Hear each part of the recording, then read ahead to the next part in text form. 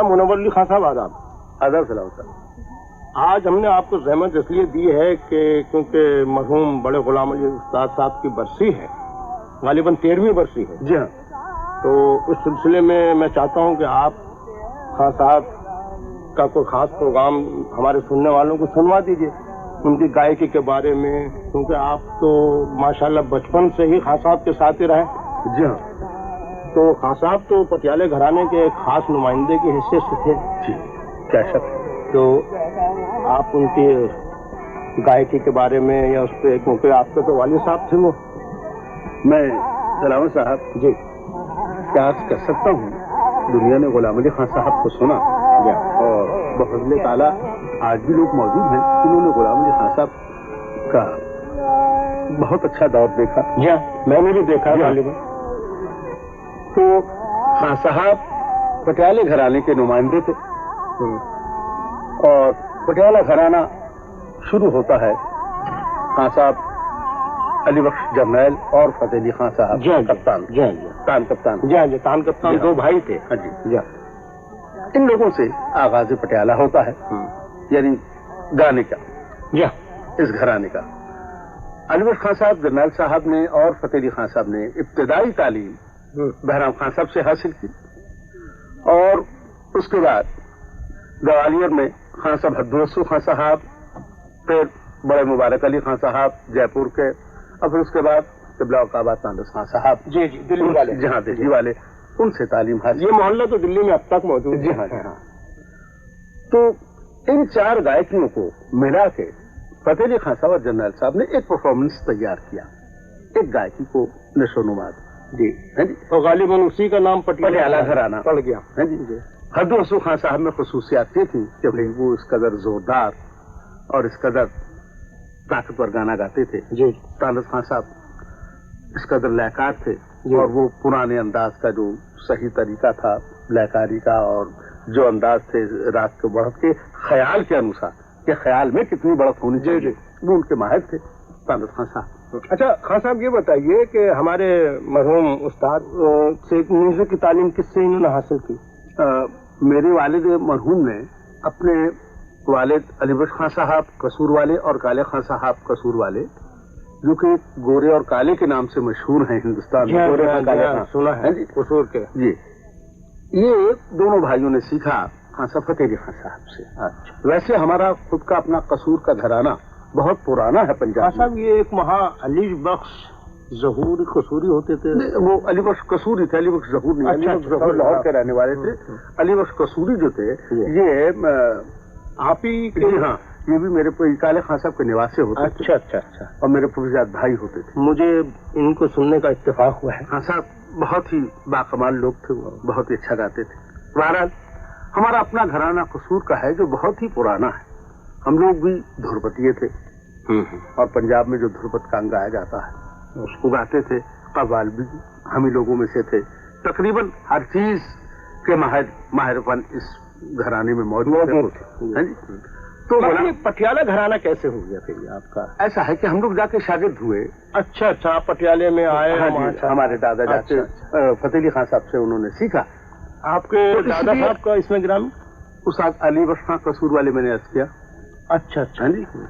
اور ان کے چھوٹے بھائی خان صاحب کالے خان صاحب قصور والے, انہوں نے فتح علی خان صاحب سے سیکھا.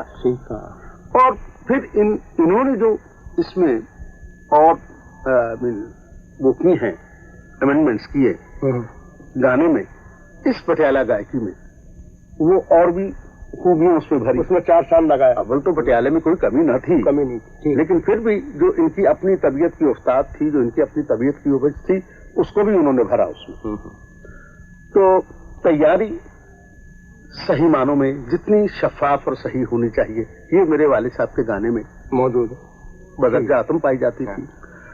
اور سرگم کو گائکی کے انداز سے استعمال کرنا, یہ نہیں کہ سرگم کو ہم اس کے موجد ہیں, سرگم پہلے سے ہی تھی, لیکن سرگم کو گائکی کے انداز سے گانا, یہ ہمارے دادا مرحوم استاد علی بخش خان صاحب نے اس چیز کو ایجاد کیا اور شروع کیا. خان صاحب ایک دفعہ خان صاحب مرحوم ہمارے اسٹوڈیو میں آئے تھے، غالباً آپ بھی ساتھی تھے. وہ ایک انٹرویو ان سے کیا تھا، کچھ لوگ ٹھاکر جیدیو سنگھ صاحب تھے اور انہوں نے کیا تھا.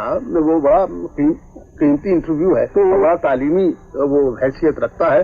آپ میں انشاءاللہ آپ کو سنواتا ہوں. ہاں تو ہم اپنے سننے والوں کو سنوا دیں. ضرور سنوائیے. اس میں ان کو معلوم ہوگا کہ خان صاحب نے کیا کیا چیزیں. یہی چیز ہے کہ ہم غلام علی خان صاحب نے فقط گایا ہی نہیں، اس پہ کافی غور و فکر ریسرچ ورک بہت کیا انہوں نے بتایا ہے اس میں کہ لوک سنگیت سے کس طرح ہمارا یہ اچیومنٹ ہے کلاسیکل کا. تو ہم اپنے سننے والوں کو ضرور سنوائیے، ضرور سنوائیے. تو سنیے صاحب.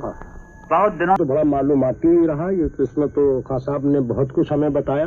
جی ہاں، اور اس سے ہمیں امید ہے کہ ہمارے سننے والے بھی کچھ مستفید ہو سکیں گے. جی ہاں بالکل. اس میں بہت ساری چیزیں خان صاحب نے بیان کی ہیں کہ کس طرح کون کون سی دھنوں سے کس طرح راگ عکس کیے گئے ہیں. یہ غلام علی خان صاحب ہی کی ریسرچ تھی. اچھا، خان صاحب کی طبیعت جو تھی وہ ٹھمری دادرے وغیرہ کی طرف بھی پڑی کافی مائل. ایسا ہے کہ جمالیاتی پہلو جو ہے موسیقی میں غلام علی خان صاحب اس میں بھی دلچسپی لیتے تھے. جتنی کہ کلاسیکل میں سنجیدگی ہے اس کو سنجیدگی سے ہی برتتے تھے. اور جہاں یہ جمالیاتی ذرا خوبصورت قسم کا انگ ہے کیونکہ فنکار طبیعت تھی اور فنکار کا حسن پرست ہونا وہ تو اس کی فطرت میں داخل ہے.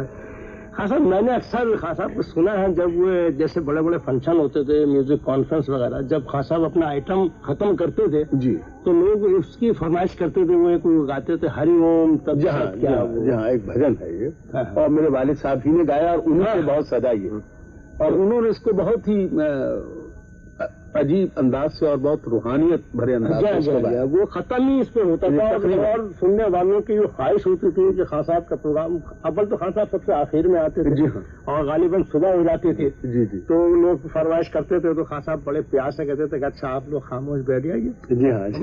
تو اگر آپ تھوڑا سا گنگنا کے ہمارے سننے والوں کو ایسا ہے کہ میں سلامت صاحب کہہ دیتا ہوں. ہاں کیونکہ یہ سانس تو ہے. جی ہاں خیر.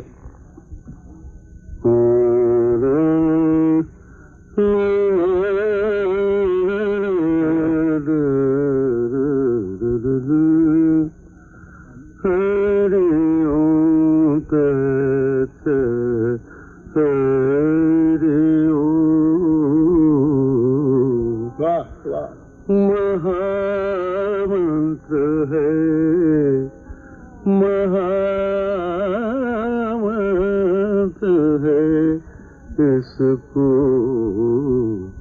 جپا کر